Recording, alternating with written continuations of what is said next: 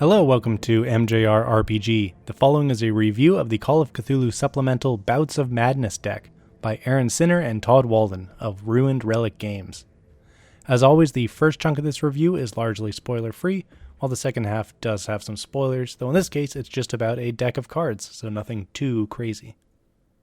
In short, the Bouts of Madness deck is by far my most used supplement for Call of Cthulhu now, despite fierce competition, enhancing the core mechanic of the game, insanity and madness. Ruined Relic's Bouts of Madness deck is exactly what it says, a deck of cards that replaces the Keeper rulebook's Bouts of Madness, and it does an absolutely fantastic job at that, fixing almost every issue I had with the vanilla Bouts and improving everything great about them. Despite insanity being Call of Cthulhu's real core mechanic and the Bouts of Madness being the main meat of that insanity, the Bouts don't really get that much attention in the main rulebook. A couple paragraphs on how they work, 2 small 10-entry tables for real-time and summary bouts, and then 2 extensive lists of manias and phobias. Too extensive, really, as most of the phobias and manias made little sense in the situation they would arise. For example, going mad seeing a Migo and suddenly gain a fear of dentists, and one that have little to no impact on the player's future role-playing of their investigators. For example, how often does dentistry come up in a scenario? It's always fun both as a player and as a keeper when an investigator has a bout of madness, but after only a handful of scenarios, you'll have seen all of the whopping 10 bouts, and a lot of the anticipation for chaos is lost to, oh, there's the red mist again. I also got immediately tired of either having my investigator be ripped away from my control for 1d10 rounds, or having to take control away from a player, not only because it's not enjoyable to watch a player be bored for however long they have to wait out a bout, but also because now I as a keeper have to deal with another NPC.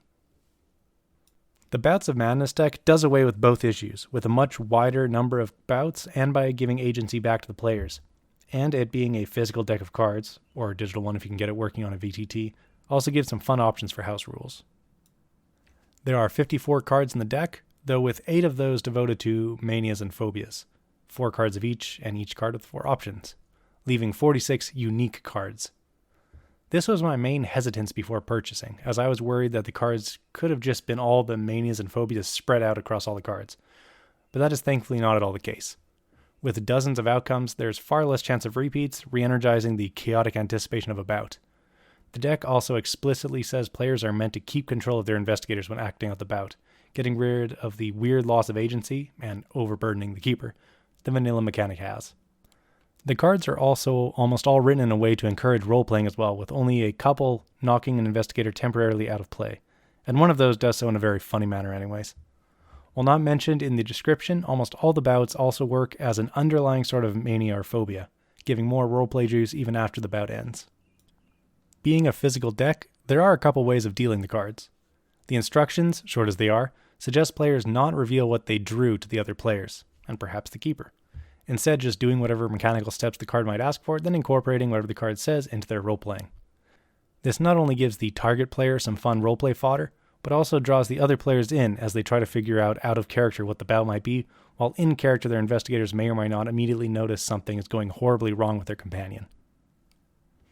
There are a few fun house rules that can be used with the deck. Some of my favorites are 1. Allowing the players to keep the cards they draw through the session, stopping repeats, and also making a fun minigame of seeing who can collect the most cards before the game ends, or their investigator dies. 2. Not showing the keeper what card the player drew, giving the keeper some of that same chaos energy confusion as an investigator unpredictably acts out. And 3. Allowing players to draw 2 or 3 cards and keep the one that best applies to the situation, or that they just find to be the most fun. The cards vary in goofiness, with some being quite goofy indeed, but never tumbling into outright parody. They never fall too far the other way either, as despite a warning on the short description to have keepers look over the cards beforehand and remove any sensitive topics, there's only one really potentially problematic outcome. Rather impressively, I only found one card out of the whole deck to be a bit mechanically iffy, and it has a easy enough fix. A few manias and phobias are also not particularly useful, but those could be swapped out for something else without too much issue. I'll get into some specifics of those cards and suggestions later, as well as call out some of my favorites. Overall though, Ruined Relic Games' Bouts of Madness deck is now my favorite supplement for Call of Cthulhu, beating out some very tight competition from both Chaosium's own published material and third-party and community material. Outside of scenarios that come with bespoke bouts, I don't see myself ever not using the Bouts of Madness deck. It's not particularly bound to Call of Cthulhu either, and could easily be ported into other horror games. A final note, I originally purchased just the PDF, being a bit worried that DriveThruRPG's card stock might be a bit shit like their POD book paper stock. While printing out the cards double-sided and cutting them out worked fine enough, after getting the chance to see and feel out the cards at ChaiosImCon, I went ahead and just ordered a physical deck. The cards are sturdy enough, look pretty good, and seem like they'll last an acceptable amount of time. I do worry they won't survive contact with liquid and would fade if left in direct sunlight pretty quickly, but such is print on demand. For me, the trade-off was worth having them available to shuffle and draw for in-person games. The Bouts of Madness deck is available as a PDF or physical poker deck on DriveThruRPG. The following session is full of spoilers, which again is just giving away what some of the cards say, so players are basically free to listen to anyways. But if you don't want to know anything about the cards, this is a good place to stop. This will be a very short spoiler section, just covering a couple cards that could use a bit of tweaking, as well as some of my favorites. The only potentially problematic card in the bunch is a self-harm bout. Everything else is fairly tame, though. Mechanically, the only card I found to be a bit iffy is You Only Live Once, which has the investigators pursue whatever hedonistic fantasy they have. Fair enough, but it only lasts 1d10 rounds, which in most cases would mean the investigator wanders off for a little bit, then snaps out of it and comes back before managing to actually indulge in anything fun. I'd up that to 1d10 hours, but make it clear the investigator doesn't need to immediately flee the scene to go eat ice cream or whatever, just whenever it feels safe to do so. For manias and phobias, most of the options available are useful, but 3 of them are extremely situational and likely won't give a player all that much to use. The 2 manias are Doromonia, an obsession with giving gifts, and, I can't pronounce this, Sesquidolomania, obsession with using long words, both of which are funny but would get old pretty quickly. And the phobia is Coinmetrophobia, maybe, which is a fear of cemeteries, which would be pretty dull if the scenario takes place anywhere but a cemetery. With 31 available manias and phobias, those 3 can be avoided fairly easily or replaced with any of the 200 listed in the actual rulebook. And now some of my favorite cards. Most of them are the sillier ones.